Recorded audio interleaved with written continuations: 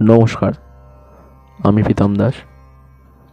2025 সালের শুরুতেই সমস্ত লগ্ন এবং রাশির 12টি লগ্ন এবং 12টি রাশির মানুষদের যে বিষয়টি না জানলেই নয়, এই বিষয় নিয়ে আজকের আমাদের এই ভিডিওটি। 2024 সাল ইতিমধ্যেই চলছে। ডিসেম্বর মাস, অন্তিম মাস। সম্পূর্ণ 2024 সালটি আমরা যদি নিউমারোলজি অনুযায়ী দেখি, সেক্ষেত্রে আমরা দেখতে পাবো সম্পূর্ণ 2024 সালটি 8 সংখ্যা রুলিং করেছে। এবং আরও যদি আমরা বিশ্লেষণ করি, সেক্ষেত্রে আমরা দেখতে পাবো সম্পূর্ণ 2024 সালেই 2 এবং 4-এর একটা রুলিং দেখা গেছে।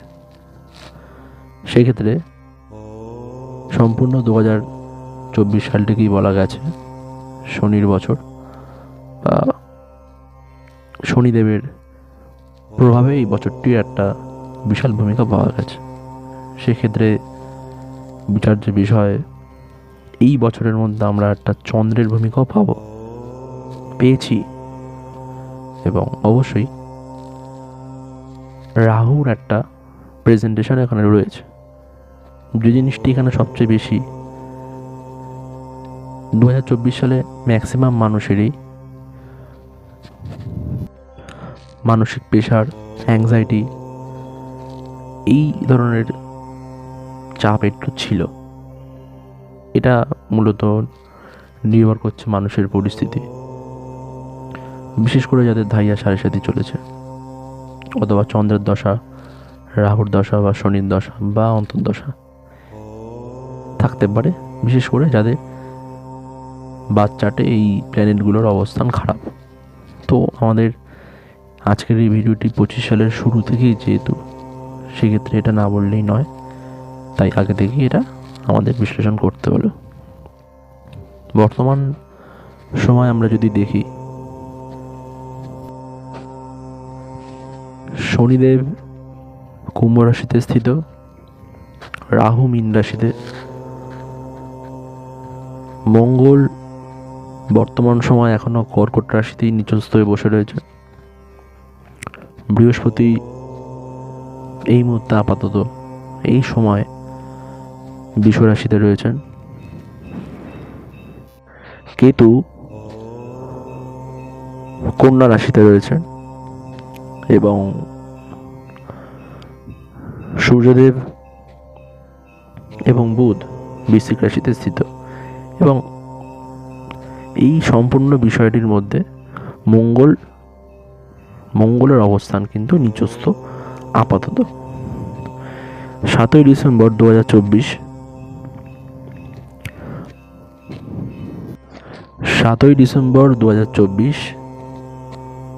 কর্কট রাশিতেই মঙ্গল বকরি হবে। এবং আমরা পরবর্তী ক্ষেত্রে দেখব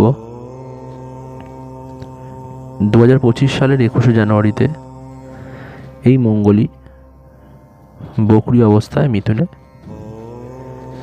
মিথুন রাশিতে স্থাপন হবে। একইভাবে এই মঙ্গল 3রা এপ্রিল 2025 আবার কর্কটে নিচস্থ হবে। 2025 সাল, আমরা যদি 2025 সালকে বিশ্লেষণ করে দেখি, 2025 সালটা 9 সংখ্যাকে লিড করছে। একই সাথে 2025 সালের মধ্যে আমরা দুটো 2ও পাবো, এবং এখানেও 2 সংখ্যাকে লিড করছে। একই সাথে এই 2025 সালকে 5 সংখ্যাটাও লিড করছে। তো 2025 সাল সম্পূর্ণ বছরটি মঙ্গলের বছর, এবং আমরা এই 2025 সাল শুধু মঙ্গলের ভূমিকা পাবো তেমনটা নয়। মঙ্গলের সাথে সাথে এই বছরে আমরা চন্দ্রেরও একটি বিশাল বড় ভূমিকা পাবো। একই সাথে এই বছরে বুধেরও ভূমিকা থাকবে। তো প্রথমেই আরও একটি যে বিষয় এই বছরের মধ্যে সবচেয়ে বড় বিষয় লক্ষণীয়, 2025 সালের 30শে মার্চ শনিদেব মীন রাশিতে স্থাপিত হবে এবং 2025 সালের 30 মে রাহু কুম্ভ রাশিতে স্থাপিত হবে ও একই সাথে কেতু সিংহ রাশিতে স্থাপিত হবে। 2025 সালের বছরের শুরু থেকেই এবং বছরের ঠিক মাঝ বরাবর এটি একটি আমাদের রাশিচক্রের মধ্যে এটি একটি বিশাল বড় পরিবর্তন। সম্পূর্ণ 2025 সালের যে সময়সূচি 12টি রাশি 12টি লগ্ন প্রত্যেকের মধ্যেই এই গ্রহদের পরিবর্তন অনেকাংশে ভূমিকা পালন করবে। তো আজকের আমাদের এই ভিডিওটি নির্দিষ্ট কোনো রাশির রাশিফল নয় বা নির্দিষ্ট কোনো লগ্নের লগ্নফল নয় বা 27টা নক্ষত্রের কোনো নক্ষত্রফল নয়।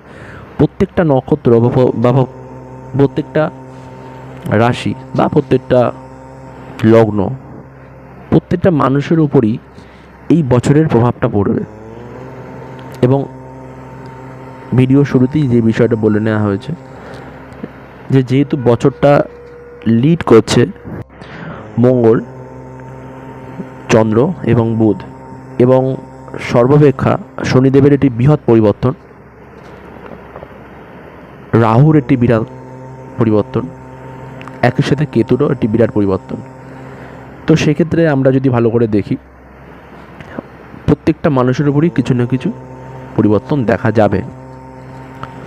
তো আজকের আমরা সেই ভালো এবং খারাপ সমস্ত বিষয় নিয়ে আসছি। বছরের শুরু থেকেই যে বিষয়টি আমাদের জেনে রাখাটা অত্যন্ত দরকার সেইটি নিয়ে আজকের ভিডিও। প্রথমতই আমরা বছরের শুরু থেকেই যে জিনিসটি অত্যন্ত আকারে সচেতন থাকা উচিত সেই বিষয়টাকে নিয়ে আমরা আলোচনা করব। কিছু জায়গা আছে, কিছু বিষয় আছে যেই জায়গা থেকে আমাদের একটু সাবধানতা অবলম্বন করা উচিত এই 24 সালের শেষ থেকে অথবা 25 সালের শুরু থেকে অথবা সম্পূর্ণ 25 সালটি। বিশেষ করে 25 সালের শুরু থেকে 25 সালের সেপ্টেম্বর অক্টোবর পর্যন্ত আমাদের এই সম্ভাবনাগুলো বা এই বিধিনিষেধগুলো বা এই জিনিসগুলোকে একটু জেনে রাখা দরকার। সেই বিষয়ে আমরা আজকের আলোচনা করব। প্রথমেই বলি, বছরের শুরু থেকেই মঙ্গলের অবস্থান এবং মঙ্গলের প্রভাব বা রাহুর অবস্থান বা রাহুর প্রভাব বা শনির অবস্থান বা শনির প্রভাব সবটাকে বিশ্লেষণ করি। বুধের অবস্থান, বুধের প্রভাব, চন্দ্রের অবস্থান, চন্দ্রের প্রভাব, চন্দ্রের অবস্থান চেঞ্জ হয়, শুক্র, শনি সবকটা গ্রহ নক্ষত্রের প্রভাবই মানুষের উপর বর্তমান থাকে। বছরের শুরু থেকে যে বিষয়টি প্রত্যেকটা মানুষের একটু হলেও সাবধানে চলা উচিত সেই বিষয়টি আমরা ফার্স্টে আজকে জানব। প্রথম বিষয়, 25 সালের শুরু থেকে যে বিষয়টা সতর্কতা অবলম্বন করা উচিত, অ্যাক্সিডেন্ট, ফাঁড়া। যে সমস্ত ব্যক্তির, যে সমস্ত জাতক জাতিকার জন্মকুণ্ডলিতে ফাঁড়া রয়েছে, সে হয়তো জানে ফাঁড়া আছে বা এমন অনেকে আছেন যে ফাঁড়া জানেন না, তাদের আমি কিছু জিনিস বলে দেব। যারা জানেন যে ফাঁড়া আছে অথবা যারা জানেন না বা অনেকে জানেন যে আমার ফাঁড়া নেই, তাদের উদ্দেশ্যেও বলছি, এই বছরের শুরু থেকে সেপ্টেম্বর, অক্টোবর, নভেম্বরের শুরু পর্যন্ত সময়কালে ফাঁড়া বিষয়টা বা দুর্ঘটনা সম্পর্কে একটু সচেতন থাকাটাই শ্রেয়। বিশেষ করে আগস্ট পর্যন্ত সময় পরিমাপে কোন টাইম পর্যন্ত সেটা আমরা আলোচনা করব। বর্তমান সময় থেকে 7ই জুন পর্যন্ত এই ফাঁড়া বিষয়ে একটু সচেতন থাকাটা প্রত্যেকের উচিত। 2025 সালের 7ই জুন পর্যন্ত এই ফাঁড়া বিষয়ে একটু সচেতন থাকা প্রত্যেকের উচিত। এবং পরবর্তী ক্ষেত্রে 29শে জুলাই থেকে 13ই সেপ্টেম্বর পর্যন্ত 29 জুলাই থেকে 13 সেপ্টেম্বর সময় পর্যন্ত এই ফাঁড়া বিষয় আবার আমাদের একটু সতর্ক হওয়া উচিত। 2025 সালের সবথেকে সচেতনমূলক স্থান বা সবথেকে সচেতনমূলক সময় আমরা যেটাকে বলতে পারি,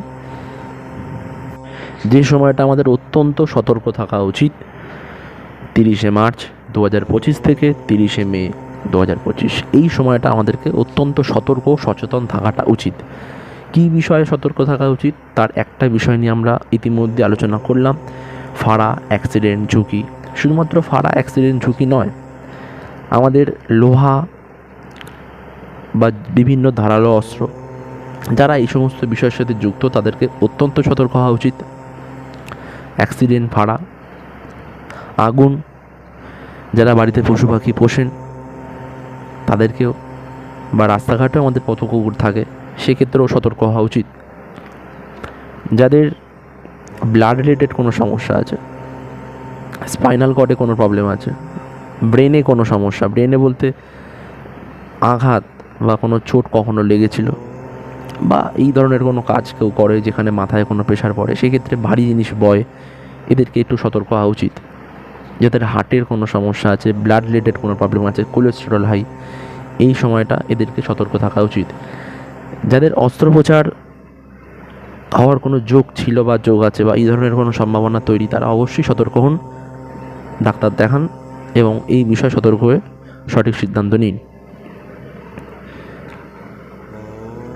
যারা রাসায়নিক কেমিক্যাল কোনো কারখানায় কাজ করেন তাদেরকে অত্যন্ত সতর্ক হওয়া উচিত এই সময়টা। যে সমস্ত ব্যক্তি আর্মি, পুলিশ, ল ফিল্ড বা কোনো রাসায়নিক কারখানা, যেমন মেডিসিন কোনো কোম্পানি, যেখানে কোনো ঝুঁকিপূর্ণ কাজ হয়, যেখানে কোনো কেমিক্যাল নিয়ে, কোনো ক্ষতিকর কোনো কেমিক্যাল নিয়ে কাজ হয়, তাদেরকেও এই বিষয়টা বা এই সময়টা সতর্ক থাকা উচিত। তো এই সমস্ত রিলেটেড ফাঁড়া, স্বাস্থ্যের দিকে যাদের সমস্যা আছে, বিশেষ করে blood, heart, brain, spinal cord, nerve system, অস্থিমজ্জা, এই সমস্ত জায়গায় যাদের কোনো সমস্যা আছে তারা অবশ্যই একটু সতর্ক হবেন, ডাক্তার দেখাবেন, সেই বিষয়ে সচেতন থাকবেন। বিশেষ করে খাবার দাবার নিয়ন্ত্রণ করবেন। যদি সম্ভব হয় মঙ্গলবার দিন নিরামিষ খাবেন। আমি সেই বিষয়ে পরবর্তীতে আসছি। তো এই বিষয়ে যেটা বলে রাখা অত্যন্ত দরকার, যারা জানেন না যে আমার ফাঁড়া আছে, আমি একটু আগেই বললাম, যাদের ফাঁড়া আছে তারাও সতর্ক হবেন, যাদের ফাঁড়া নেই বা যে জানেন না সে সতর্ক হবেন, হওয়াটা উচিত এই সময়টা প্রত্যেকের জন্য। তো যারা জানেন না তার ফাঁড়া আছে কিনা, আমি তাদের জন্য এটুকু বলতে পারি, বিশেষ করে যাদের 1 তারিখ, 5 তারিখ, 2 তারিখ, 9 তারিখ, 4 তারিখ, 11 তারিখ, 27 তারিখ, 14 তারিখ, 13 তারিখ, 18 তারিখ জন্মদিন, তারা অবশ্যই সতর্ক হবেন। পরবর্তী বিষয়, এবছরের শুরু থেকেই যাদের কোনো মূল্যবান সম্পদ বাড়িতে থাকে তারা সতর্ক হবেন। চুরি যেতে পারে, চুরি হওয়ার সম্ভাবনা থাকতে পারে, তো সতর্ক হওয়াটাই ভালো। বিশেষ করে বছরের শুরু থেকেই রয়েছে, সারা বছরই রয়েছে, বিশেষ করে 30 মার্চ থেকে 30 মে এই সময়ের মধ্যে চুরি যেতে পারে। বি কেয়ারফুল এবং একটু সতর্ক থাকা এই বিষয়ে ভালো। যাদের বহুদিন ধরে কোনো মামলা মকদ্দমা চলছে, বছরের শুরু থেকে মনে হতে পারে সেই কেসটি সলভ হতে পারে, কিছু সলভ হয়েও যাবে। কিছু ক্ষেত্রে কেস, যদি কোনো ব্যক্তির বাড়িতে সাউথ ওয়েস্ট পজিশন খুব ভালো থাকে, সাউথ ওয়েস্টে কোনো টয়লেট, কিচেন, কোনো গর্ত, কোনো ড্রেন বা নালা নেই, কিছু নেই, সেক্ষেত্রে এই ধরনের মানুষের কেস সলভ হয়ে যেতে পারে। অথবা সাউথ ইস্টের মধ্যে কোনো ওয়াটার এলিমেন্টস বাথরুম এই ধরনের কোনো কিছু নেই, সেক্ষেত্রে এদের কেস সলভ হলেও হতে পারে। কিন্তু বছরের শুরু থেকে বেশ কিছু কেস সলভ হতে থাকলেও বা সলভ হয়ে গেলেও বছরের মোটামুটি বছর শুরু জানুয়ারি ফেব্রুয়ারির পর থেকে বা ফেব্রুয়ারির পর থেকে মার্চের শুরু থেকে কিন্তু সেই কেস নিয়ে আপনার অনেক পয়সা যাবে। আপনি এই বছরের মধ্যে কোনো রকম কোনো মামলা মকদ্দমায় না যাওয়াটাই ভালো।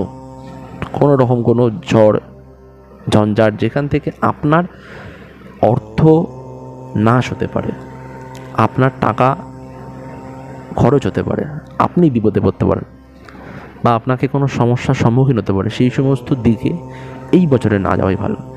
অন্ততপক্ষে নভেম্বরের 14 পর্যন্ত। হয়তো প্রথম দিকে কেস ঠিকঠাক চললো, সলভ হলো, একটা সময় আসবে যখন আপনি হয়তো সেটা টানতে নাও পারেন, কোনো দিক থেকে আপনার কোনো সমস্যা, সেখান থেকে আপনার অর্থহানি বা আপনার শারীরিক কোনো ক্ষতি হতে পারে।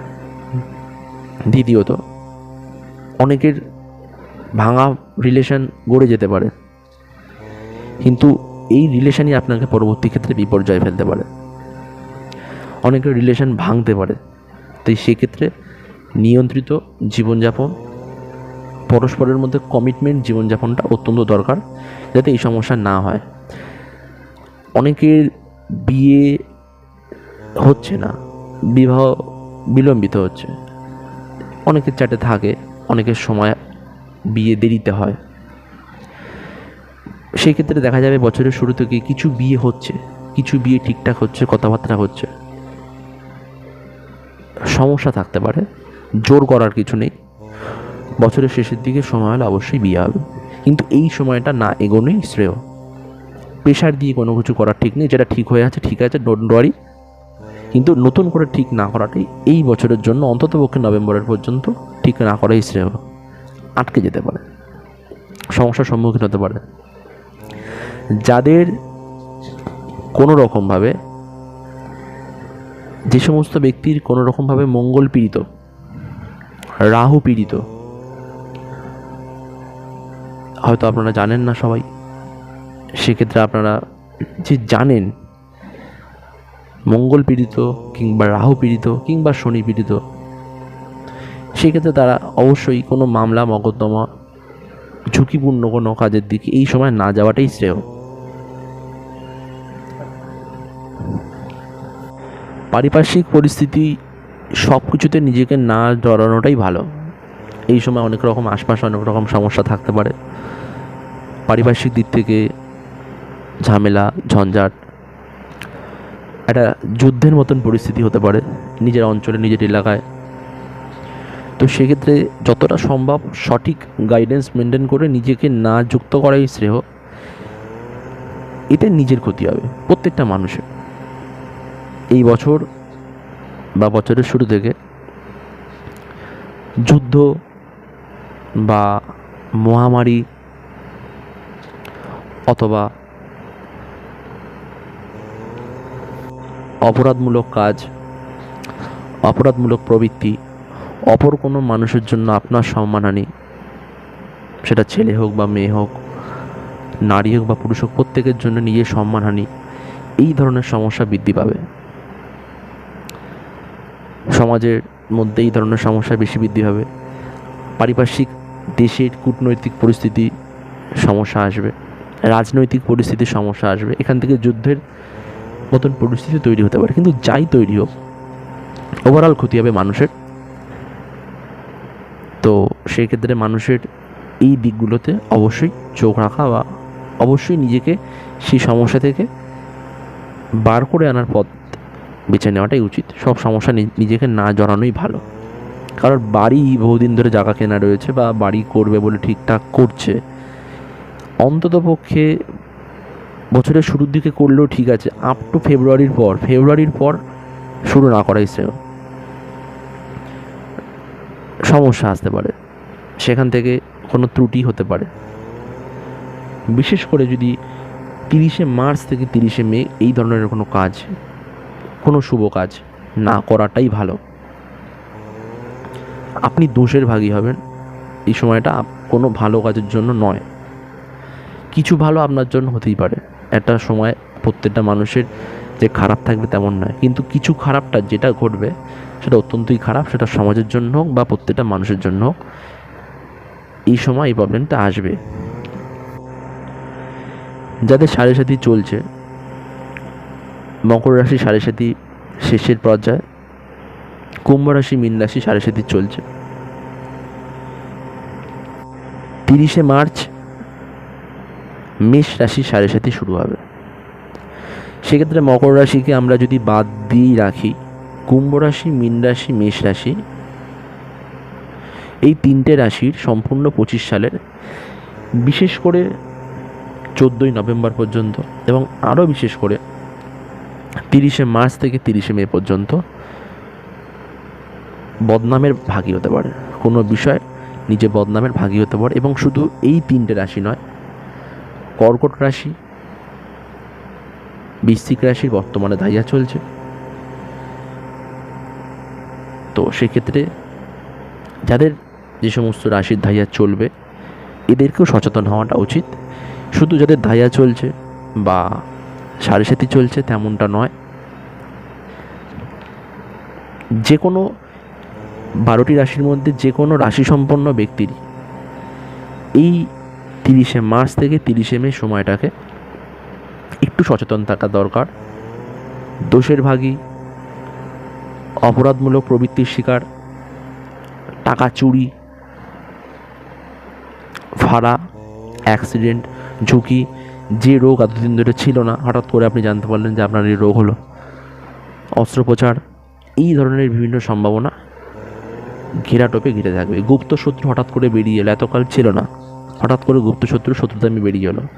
আপন লোক, ভাই ভাইয়ের শত্রুতা, পরিবারের মধ্যে শত্রুতা, আপনি জানতেনই না যে আপনার পরিবারের সেই শত্রু ছিল। টুকটাক ঝামেলা, সেটা মানে সেই ঝামেলাটা বেড়ে গেল, টুকটাক অশান্তি থেকে ঝামেলাটা বেড়ে গেল, মামলা মকদ্দমায় পৌঁছে গেল। গুপ্ত শত্রু যে আপনার ছিল, ওই ব্যক্তি আপনার শত্রু, আপনি জানতেন, হঠাৎ করে বেরিয়ে গেল, এসে আপনার একটা ক্ষতি করল। এই ধরনের সমস্যা এই সময় আসতে পারে। এটা একটা জেনারেলভাবে প্রত্যেকটা মানুষের দ্বাদশ রাশিচক্র ভাব, তার উপর ভিত্তি করে জ্যোতিষের এটা একটা বিচার। প্রত্যেকের এটা সচেতন থাকা উচিত। প্রত্যেকের উচিত এই সময়টাকে একটু মেনটেনেন্স করে চলা। এবং 30শে মার্চ 2025 সালের পর থেকে সিংহ রাশি এবং ধনু রাশিরও ধাইয়া চলবে। সেক্ষেত্রে এদেরকেও সচেতন হওয়াটা উচিত, এদেরও এই সমস্যাটা আসতে পারে। আমি আবারও বলছি, 12টি রাশি, 12টি লগ্ন, 27টি নক্ষত্র, প্রত্যেকটা ব্যক্তি যার যে রাশি, যে লগ্ন, যে নক্ষত্রই হোক, এই সময় সমস্যা দেবে। এইগুলো আলাদা করে বলার কারণ এনারা একটু বেশি সমস্যায় পড়তে পারেন, এইটুকু। সম্পূর্ণ বছরটিতে আমরা এই সমস্যায় যে থাকবে তেমনটা নয়। বছরের শুরুর দিকে এই ধরনের সমস্যা থাকলেও বছরের শুরুর দিকে এই সমস্যা নিয়ে আমাদের মোকাবিলা করতে হলেও, সেটা টাকা চুরি যাওয়া হোক, অর্থহানি হোক, শারীরিক সমস্যা হোক, আগুনের ভয়, অস্ত্রের ভয়, বিভিন্ন রোগ ব্যাধির ভয়, অস্ত্রোপচারের ভয়, দুর্ঘটনার ভয়, টাকা চোর যাওয়া থেকে শুরু করে দুর্নামের ভয়, বদনামের ভয়, গুপ্তশত্রুর ভয়, এই ধরনের সমস্যা বাড়লেও, মামলা মকদ্দমার ভয়, অ্যাক্সিডেন্টের ভয়, এই ধরনের সমস্যা থাকলেও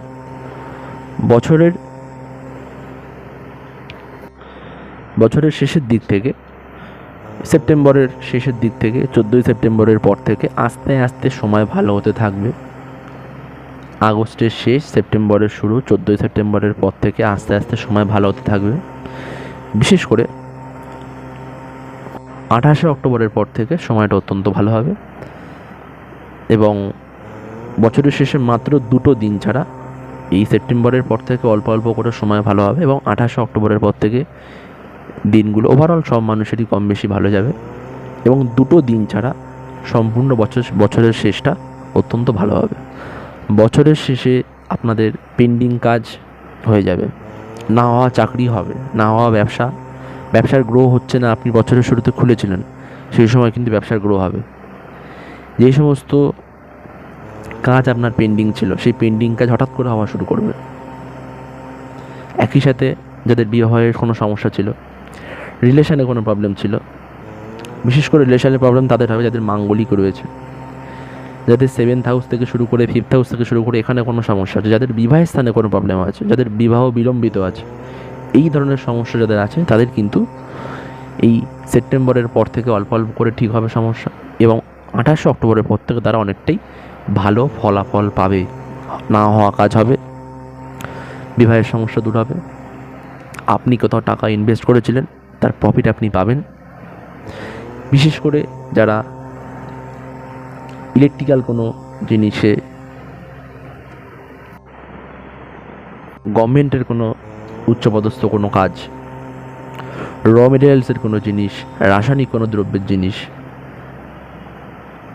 বিভিন্ন জমি রিলেটেড কোনো জিনিস, রিয়েল এস্টেট কোনো জিনিস, এই সমস্ত জায়গায় যারা ইনভেস্ট করেছেন তারা এই সঠিক ফলাফল তারা এই বছর পাবেন, বছরের শেষে তারা পাবেন, সমস্যাটা তাদের কাটবে।